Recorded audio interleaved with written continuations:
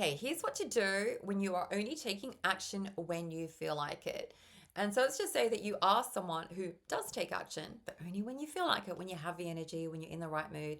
But when you don't feel like it, you wait, you just ignore it, you put things off, and your progress becomes very consistent. This is normal because we're so used to following how we feel. Okay, we think that we should be judging and, like going by our feelings. But, heads up, our feelings are changing consistently, constantly, all the time. And so if your actions, actions towards the things that matter most to you depend on your feelings, your results will too. Some days you're going to show up, some days you won't. And over time, that's going to stop you and prevent you from building anything steady in your life. And so here's what I want you to do instead. You need to absolutely separate the actions that you want to take from the feeling that you think you need to feel. Now, of course, I'm not saying that you should ignore how you feel, but you don't want your momentary fleeting feelings to dictate what you decide to do next. And so instead of asking yourself, do I feel like doing this? Most of the time the answer is going to be no.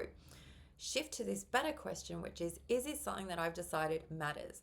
If the answer is yes, then the next question or the next step is simple. You're just going to take that small action anyway. And second, you need to make sure that your commitment is small but consistent. Okay, this is where so many people go wrong. They think that, well, if I'm going to do it, I need to do it properly. My commitment needs to be over the top, dramatic when it comes to my actions. And when people don't take those, big dramatic actions, they feel like, well, it's not really working.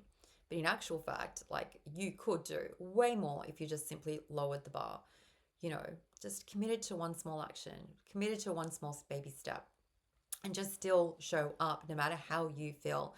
Because consistency in any goal isn't built on how you feel, it's built on simply what you choose to do repeatedly. And now, instead of waiting for the right mood, you become someone who creates that progress no matter what, anyway. You're showing up more consistently, you're building that trust that you require in yourself, and things actually start moving forward in a steadier way.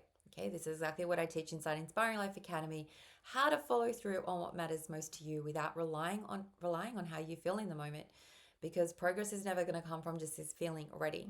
Okay, it comes from showing up anyway, even when you don't feel ready. And you can find the link to the Academy over in my bio. That is it for today. Take care. I look forward to catching you in the next one.